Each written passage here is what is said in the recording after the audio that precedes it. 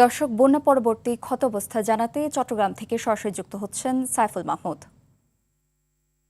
সাইফুল, মহানগরীর জলাবদ্ধতার পরবর্তী অবস্থা কি এবং সাতকানিয়ায় বন্যা পরিস্থিতি নিয়ে সর্বশেষ কি তথ্য আছে আপনার কাছে?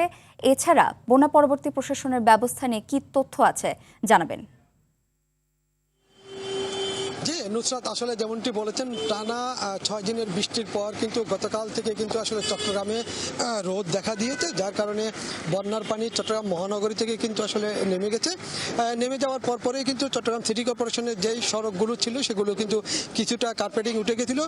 সাথে সাথে কিন্তু চট্টগ্রাম সিটি কর্পোরেশনের মেয়র তিনি কিন্তু দ্রুতই কার্পেটিং করাচ্ছেন এবং তিনি চট্টগ্রাম সিটি কর্পোরেশনের যারা কর্মকর্তা কর্মচারী ছিল তাদের প্রত্যেককে কিন্তু নির্দেশ দিয়েছেন যে সমস্ত জায়গায় কার্পেটিং উঠে গেছে সেখানে দ্রুত সময়ের মধ্যে যাতে এটা রিফাইরিং করা হয় সেই অনুযায়ী কিন্তু সিটি কর্পোরেশনের কর্মকর্তা কর্মচারীরা কিন্তু সেই কাজটি করছেন। এবং একই সাথে চট্টগ্রামের যে জলাবদ্ধতার প্রকল্পের কাজ চলমান রয়েছে সেটি সেনাবাহিনী করছেন এবং সেনাবাহিনী সেটি কিন্তু খুব দ্রুত গতিতে কাজ করছেন বলে আমাদেরকে জানিয়েছেন। এবং যে সমস্ত জায়গায় জলাবদ্ধতা সৃষ্টি হবে, ময়লা আবর্জনা থাকবে, সেখানে কিন্তু তারা দ্রুত সময়ের মধ্যে সেগুলি পরিষ্কার করছেন, যার কারণে পানি নাই বললেই চলে, একেবারে নেমে গেছে। তবে এই নালাতে যে পানিগুলো আছে সাধারণত এগুলি সবসময় থাকে, সেই অনুপাতে যাচ্ছে।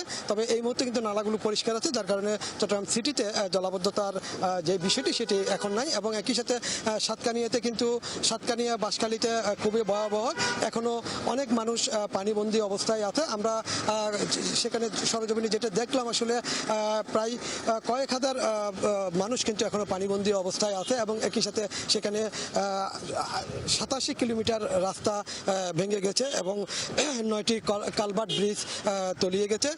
প্রায় 100 কোটি টাকার উপরে ক্ষয়ক্ষতি হয়েছে বলে শুধু সাতকানিয়াতে এমনটাই জানিয়েছেন সেখানকার প্রশাসনিক কর্মকর্তারা। তবে মজার একটা বিষয় হচ্ছে যে এখনো যেহেতু বৃষ্টি হচ্ছে না, সেই জন্য কিন্তু পানি ধীরে ধীরে নামতে শুরু করেছে। তবে একটা বিষয় সাতকানিয়াবাসী অভিযোগ করেছেন, সেটি হচ্ছে যে চট্টগ্রাম কক্সবাজার যে রেল লাইনটি গেছে সেটি কিন্তু অপরিকল্পিতভাবে হয়েছে বলে তারা এমনটাই দাবি করেছেন। যেহেতু এর আগে কখনো সাতকানিয়াতে আসলে বন্যা তৈরি হয়নি, এই রেল লাইনের তৈরি হওয়ার পরও 2023 সালেও কিন্তু এরকম একটা ভয়াবহ বন্যা হয়েছিল এবং এরপরও কিন্তু এই বন্যাটা হয়েছিল। এবং এই বন্যাটা কিন্তু যেভাবে পানি নামছে খুব স্রোতে, বুঝে যাচ্ছে যে এখানে পানি নামতে 10 থেকে 15 দিন সময় লাগবে বলে এমনটাই জানিয়েছেন। তবে এই মুহূর্তে কিন্তু পানি নামার পরপরই কিন্তু আসলে যেই বসত ঘরগুলো আছে কিংবা দোকানপাট আছে সেখানে পানি ঢুকেছে, সেগুলি পরিষ্কার করতেন।